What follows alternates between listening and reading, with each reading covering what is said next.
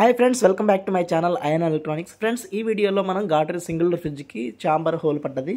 మీకు తెలుసు కదా, గాడ్రేజ్లో ఎక్కువ మనకి థర్మాస్టాట్ ఫెయిల్ అవుతుంది. థర్మాస్టాట్ ఫెయిల్ అయినప్పుడు లేదా థర్మాస్టాట్ హైలో పెట్టినప్పుడు మనకి ఆటోమేటిక్గా ఐస్ గడ్డగట్టిద్ది. ఐస్ తీయడం కోసం చాలామంది స్క్రూ డ్రైవర్, చాకులు అలాంటివి యూజ్ చేస్తారు. సో ఇక్కడ కూడా అదే ప్రాసెస్ జరిగింది. కాకపోతే ఒక 5-10 ఇయర్స్ తర్వాత కూడా మెటల్ వీక్ అవ్వడం వల్ల కూడా ఆటోమేటిక్గా చిన్న లీక్ వచ్చేసి అక్కడి నుంచి కూడా గ్యాస్ పోయే అవకాశం ఉందన్నమాట. సో ఇది వెంటనే ఆఫ్ చేస్తే ఓకే. అలా కాకుండా లేట్ చేసినట్లయితే మనకి కంప్రెసర్లోకి వాటర్ వెళ్ళిపోయి కంప్రెసర్ కూడా బర్న్ అయిపోయే అవకాశం ఉంది, కాలిపోయే అవకాశం ఉంది. కాబట్టి సో ఇది కస్టమర్ నాకు కాల్ చేసిన వెంటనే ఆఫ్ చేయమని చెప్పాను. ఆఫ్ చేశారు. వెళ్ళి చెక్ చేస్తే కంప్రెసర్ ఓకే ఉంది. సో చాంబర్ కన్ఫర్మ్ చేసుకున్నాను నేను, చాంబర్ అని చెప్పేసి. కాబట్టి 10 లైన్స్ కండెన్సర్ చాంబర్ కొత్తది తీసుకొచ్చేసాను అనమాట. సో వీళ్ళు వచ్చేసి మన స్టూడెంట్స్. సో దీనికి సంబంధించి ఆల్రెడీ వీళ్ళకి థియరీ క్లాసెస్ అన్నీ అయిపోయినాయి, ప్రాక్టికల్స్ చేస్తున్నారు. డైరెక్ట్ కస్టమర్ ఇంటి దగ్గరే ఎలా కాల్ రిసీవ్ చేసుకోవాలి ఏంటి అనేది. సో చూసారు ఫ్రెండ్స్, గాడ్రేజ్కి క్యాపిలరీ అను ఎవాపరేటర్ మన పైప్ రెండు దానికి బ్రేజింగ్ చేసేసి కంపెనీ వాడు ఇస్తారనమాట. సో ఇది 10వ నెంబర్ బిట్టు, అందుట్లో జాగ్రత్తగా కూర్చోబెట్టేసి సో ఫ్రేమ్ ఎక్కిచ్చేసి కండెన్సర్ కూడా సో ఈ విధంగా 10వ నెంబర్ బిట్తో టైట్ చేసేసుకున్న తర్వాత ఎవాపరేటర్ని, కండెన్సర్ మాత్రం దానికి అయితే క్లాంపులు ఉన్నాయో ఆ స్క్రూస్ రిమూవ్ చేసి యాజ్ ఇట్ ఈస్గా పెట్టేయాలన్నమాట. సో మన వాళ్ళు ప్రాక్టికల్ చేస్తున్నారు దీని మీద. సో ఆ క్లాంపులన్నీ పెట్టేసిన తర్వాత అది ఫిక్స్ అవ్వడం కోసం ఫస్ట్ స్క్రూస్ రిమూవ్ చేసుకొని దాంట్లో పెట్టి క్రాస్గా తిప్పితేనే అవి సెట్ అవుతాయి అనమాట. డైరెక్ట్గా మీరు ఎంత ట్రై చేసినా అది సెట్ అవ్వదు. సో ఈ విధంగా మన వాళ్ళు సెట్ చేశారు. సో తర్వాత కండెన్సర్ ఇన్పుట్, కండెన్సర్ అవుట్పుట్లు ఇవన్నీ చెక్ చేసుకొని సో కంప్రెసర్ యొక్క డిశ్చార్జ్ దగ్గర బ్రేజింగ్ అనమాట. సో బ్రేజింగ్ చేయాలంటే మీకు తెలుసు, ఐరన్ టు కాపర్ బ్రేజింగ్ చేయాలన్నప్పుడు ఫ్లెక్స్ పౌడర్ యూజ్ చేస్తాం కదా. సో ఫ్లెక్స్ పౌడర్ యూజ్ చేసేసాము. ఆ ఫ్లేమ్ అనేది ఎంత దగ్గర పెట్టుకుంటేనో దూరంగా పెట్టుకుంటేనో కాకుండా సో అక్కడ రెడ్ కలర్లో వస్తుంది బ్రేజింగ్లో. ఆ రెడ్ కలర్లో వచ్చిన దగ్గర పెడితేనే అది బ్రేజింగ్ అవుతుంది. అట్లా డిశ్చార్జ్ బ్రేజింగ్ చేసుకొని కంప్రెసర్ ఆన్ చేసుకొని ఎయిర్ వస్తుందా లేదా చెక్ చేసుకున్నాం. తర్వాత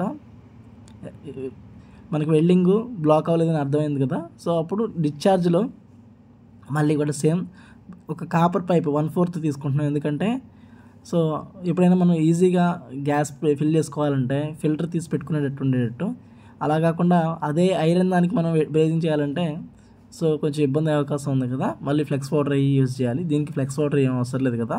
అందుకని మనం ముందుగానే కాపర్ పైప్ పెట్టేసుకొని ఫ్లెక్స్ పౌడర్ చేసుకొని బ్రేజింగ్ మంచిగా చేసేసుకున్నాం అనుకోండి, సో ఈజీగా ఉంటుంది. ఇంకొకటి ఏంటంటే, ఎప్పుడైతే కండెన్సర్ ఐరన్ ఉందో కాపర్ కాయిల్కి మనం పెట్టినప్పుడు హై ప్రెషర్ వల్ల రిమూవ్ అయ్యే అవకాశం ఉంటుంది. అందుకనే లీక్ వచ్చే అవకాశం ఉంటుంది. ఇలా చేసుకుంటే అసలు లీక్ వచ్చే అవకాశం చాలా తక్కువ అనమాట. మీరు ఫిల్టర్ ఈ విధంగా పెట్టేసుకొని సో బ్రేజింగ్ చేసేసుకున్న తర్వాత క్యాపిలరీ సో హోల్ ఏదైతే ఉందో దాన్ని కటింగ్ ప్లేయర్తో కానీ నోస్ ప్లేయర్తో కానీ ఒక చిన్న ఘాట్ లాగా పెట్టేసుకొని అటు ఇటు తిరిపి మీరు ఒక 1 ఇంచ్ వరకు లోపలికి పెట్టాలన్నమాట, ఫిల్టర్ లోపలికి. అలా పెట్టినట్లయితే సో మీకు క్యాపిలరీ బ్రేజింగ్ చేసేటప్పుడు క్యాపిలరీలోకి లిక్విడ్ వెళ్ళే అవకాశం ఉండదు. ఇది చూడండి, 6 MFD కెపాసిటీ ఇచ్చారు దీనికి. PSC మోటార్ అనమాట ఇది. PTC రిలే, OLP న్యూట్రల్ వెళ్ళిపోయింది లేదా ఫేస్ వెళ్ళింది అనుకోండి.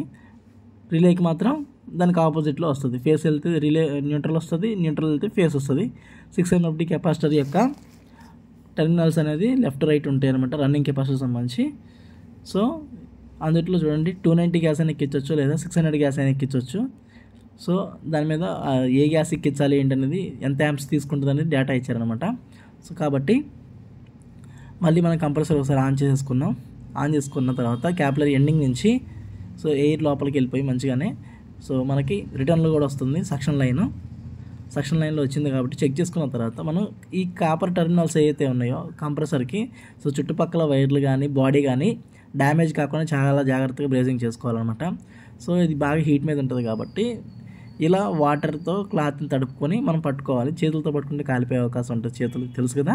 సో కాబట్టి ఈ విధంగా మనం మంచిగా ఎల్ షేప్లో బెండ్ చేసుకొని లోపల పెట్టేసుకుంటున్నాం. లోపల పెట్టుకొని మంచిగా బ్రేజింగ్ చేసుకుంటున్నాం అనమాట. సో ఫ్రెండ్స్, గ్యాస్ ఫిల్ చేయాలి అన్నప్పుడు ఫస్ట్ ఆఫ్ ఆల్ సో మనకి చాంబర్కి హోల్ పడ్డది కాబట్టి మనం కండెన్సర్ మార్చుకుంటున్నాం. నార్మల్గా అయితే కండెన్సర్ మార్చాల్సిన అవసరం లేదు. కండెన్సర్ యొక్క క్వాలిటీని బట్టి బాగా రస్ట్ గిస్ట్ వచ్చేసి ఆయిల్ వచ్చేస్తుంది అనుకుంటే ఫ్లష్ అవుట్ చేసుకుంటాం. అప్పటికి కూడా సెట్ అవ్వట్లేదు అనిపిస్తే మాత్రం మనం కొత్త కండెన్సర్ వేసుకుంటాం. ఇందులో కూడా మనం ఆయిల్ మన పైప్ లైన్ కట్ చేసి చూసినప్పుడు కండెన్సర్ నుంచి బాగా ఆయిల్ వస్తుంది, వాటర్ కూడా వచ్చిందనమాట. అందుకని మనం వెంటనే కండెన్సర్ కూడా కొత్తది తీసుకుంటున్నాం ఈ విధంగా. సో చూడండి, ఇప్పుడు రిఫ్రిజరేషన్ సైకిల్ మొత్తం క్లియర్ అయిపోయింది. మరి గ్యాస్ ఫిల్ చేయాలంటే నాన్ హిటిన్ వాల్ అంటారు కదా, పిన్ వాల్ అంటారు. సో ఆ పిన్ వాల్లో ఉన్న పిన్ తీసేసుకొని మాత్రమే మనం అక్కడ బ్రేజింగ్ చేసుకోవాలి. సో అలా ఆ పిన్ వాల్లో ఉన్న పిన్ తీయకుండా మనం బ్రేజింగ్ చేస్తే లోపల నుంచి మనకి గ్యాస్ లీక్ అయిపోతుంది. లోపల ఉన్న వాచర్ ఆ ఫ్లేమ్కి కాలిపోతుంది కాబట్టి సో మనం ఫ్రీగా అనేది వెల్డింగ్ చేసుకోవాలంటే అందులో పిన్ తీసేసి ఇప్పుడు మనం లీక్ టెస్ట్ చేసుకుంటున్నాం. లీక్ టెస్ట్ చేసుకోవడం కోసం మనం ఎక్స్ట్రా టూల్ కంప్రెసర్ తీసుకొని సో టూల్ కంప్రెసర్ నుంచి 100 PSI వరకు మనం ఎయిర్ ఫిల్ చేసాం అనమాట. ఎయిర్ ఫిల్ చేసి ఇట్లా షాంపూ కావచ్చు, సర్ఫ్ వాటర్ కావచ్చు, ఏదైనా మంచి నొరగ వచ్చేది చూసుకొని మన ప్రెజర్ లోపల పెట్టాం కాబట్టి లీక్ వెంటనే దొరికిద్ది మనకి. సో కాబట్టి ఈ విధంగా లీక్ టెస్ట్ చేసుకోవాలి.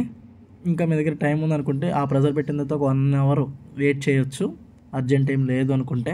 ఎందుకంటే సెకండ్ టైం కస్టమర్ ఇంటికి వెళ్ళకుండా సో 1 hour వెయిట్ చేస్తే మనకి ఆ 1 hour ఫస్ట్లో ఎంతైతే మనం ప్రెజర్ నింపామో 1 hour తర్వాత కూడా సేమ్ ప్రెజర్ ఉందనుకోండి, సో ఎక్కడ ఏమి లీక్ లేనట్టు. యాక్చువల్లీ మనం వేసింది కొత్తదే కాబట్టి 99% లీక్ ఉండదు. సో ఓల్డ్ది ఏదైనా ఎవాపరేటర్ ఉంటే దాన్ని నమ్మడానికి లేదు కాబట్టి లీక్ టెస్ట్ ఒక 1 hour పాటు చేసుకుంటే బాగుంటుంది. సో లేదంటే మళ్ళీ సెకండ్ టైం కూడా వెళ్ళాల్సి వస్తుంది కస్టమర్ ఇంటికి. అలా కాకుండా మనం ఇలా చేసుకుంటాం అనమాట లీక్ టెస్ట్. తర్వాత వ్యాక్యూమ్ చేసుకుంటున్నాము. -30 రావడానికి మన టైం పడుతుంది కదా, ఒక 5 minutes, 2 minutes, 1 minute. సో అట్లా -30 రాగానే మనం లాక్ చేసేసుకోవాలి. లాక్ చేసుకొని యాంటీ మాయిశ్చర్స్ అనేది ఛార్జింగ్ లైన్లో వేసేసుకొని, actually 600 gas. So silica gel filter కనుక మీరు వాడినట్లయితే యాంటీ మాయిశ్చర్ వేయాల్సిన అవసరం లేదు ఫ్రెండ్స్. డ్రైయర్ ఫిల్టర్ మామూలుగా స్ట్రైనర్ అంటారు దాన్ని, డ్రైన్ ఫిల్టర్ కనుక వేసుకున్నట్లయితే సో కంపల్సరీ మనం యాంటీ మాయిశ్చర్ వేసుకుంటే బెటర్ అనమాట. ఎందుకంటే లోపల ఏదైనా మాయిశ్చర్ అది ఉన్నా కానీ ఈ యాంటీ మాయిశ్చర్ అనేది సో అక్కడ ఒకే చోట స్టే కానివ్వదు. గ్యాస్ కానీ బ్లాకేజ్, చాకింగ్ అలాంటి అవ్వకుండా యాంటీ మాయిశ్చర్ యూజ్ అవుతుంది. సో మీరు యాంటీ మాయిశ్చర్ ఉంది కదా అని చెప్పి 4-5 వేయొద్దు, జస్ట్ 1 or 2 అంతే. ఎందుకంటే అంతకంటే ఎక్కువ వేస్తే డోర్ ఓపెన్ చేసిన వెంటనే ఒక రకమైన వాటర్ సౌండ్ వస్తూ ఉంటుంది. సో ఫ్రెండ్స్ ఈ విధంగా మనం స్లోగా అనేది గ్యాస్ ఎక్కించుకోవాలి. సో వీడియో నచ్చితే లైక్ చేయండి ఫ్రెండ్స్. సో గ్యాస్ ఎక్కించేసిన తర్వాత థర్మాస్టాట్ కంప్లైంట్ కాబట్టి మనం కొత్త థర్మాస్టాట్ వేసేసాము. ఎవాపరేటర్కి చాంబర్కి అతుక్కునే విధంగా మనం థర్మాస్టాట్ యొక్క సెన్సార్ ఉంచుకోవాలి కదా. సో 1 PSI ఎక్కిన తర్వాత ఆటోమేటిక్గా మనం గ్యాస్ ఫిల్ చేసే ప్రాసెస్ అయిపోయిందనమాట. సో ఫ్రెండ్స్ ఇలాంటి వీడియోస్ కోసం నా యొక్క ఛానల్ లైక్ చేయండి. ఏసీ, ఫ్రిడ్జ్, వాషింగ్ మిషన్ సంబంధించిన అన్ని వీడియోస్ నేను మీకు ప్లేలిస్ట్లో ఇచ్చాను. సో నా కాంటాక్ట్ నెంబర్ డీటెయిల్స్ అన్నీ కూడా డిస్క్రిప్షన్లో ఇచ్చాను అనమాట. సో మీరు కనుక లైక్ చేసి సబ్స్క్రైబ్ చేసి సో నా వీడియోస్ చూసినట్లయితే నాకు కూడా కొంచెం బూస్టప్ లాగా ఉంటుంది అనమాట. సో ఫ్రెండ్స్ ఇలా గ్యాస్ ఎక్కించే ప్రాసెస్లో కొంచెంగానే గ్యాస్ ఎక్కించుకోవాలి. సో ఎందుకంటే కంప్రెసర్ మీద లోడ్ పడకుండా ఉంటుంది, మనకి కూలింగ్ ఎక్కువ గ్యాస్ ఎక్కదు అనమాట. సో మనకున్న తక్కువ గ్యాస్తోనే చాలా ఫ్రీగా మనం చాలా స్లోగా గ్యాస్ ఎక్కించుకున్నట్లయితే గ్యాస్ ఎక్కువ ఎక్కదు కాబట్టి మనకి గ్యాస్ వేస్ట్ కాదు. సో కంప్రెసర్ మీద లోడ్ పడదు, సో కూలింగ్ కూడా చాలా బాగా వస్తుంది. సో కాబట్టి ఇలా సింగిల్ డోర్లో ఎక్కువ థర్మాస్టాట్ ఫెయిల్ అవుతుంది గాడ్రేజ్లో. దానివల్ల మన వాళ్ళు కస్టమర్ చాంబర్కి హోల్ వేసుకుంటారు. సో ఆ ఒక్క ప్రాబ్లం రెక్టిఫై చేసుకోరు. సో ఒకవేళ వెంటనే రెక్టిఫై చేసుకున్నట్లయితే ఇంత ప్రాబ్లం రాదనమాట. సో కాబట్టి గాడ్రేజ్ ఎప్పుడైనా థర్మాస్టాట్ ఫెయిల్ అయితే వెంటనే థర్మాస్టాట్ మార్చుకోమని చెప్పి అడ్వైజ్ ఇవ్వాలి కస్టమర్కి ఎప్పుడైనా సరే. సో ఇట్లా మనం థర్మాస్టాట్ పైనుంచి పెడతాం కదా, సో పెట్టేసి సెన్సార్ అనేది అంటే థర్మల్ బల్బ్ అనేది చాంబర్ బాక్స్కి అలా టచ్ అవ్వాలి. సో అలా పెడితే ఫైనల్గా ప్రాబ్లమ్ సాల్వ్ అవుతుంది. వీడియో నచ్చితే లైక్ చేయండి. బాయ్.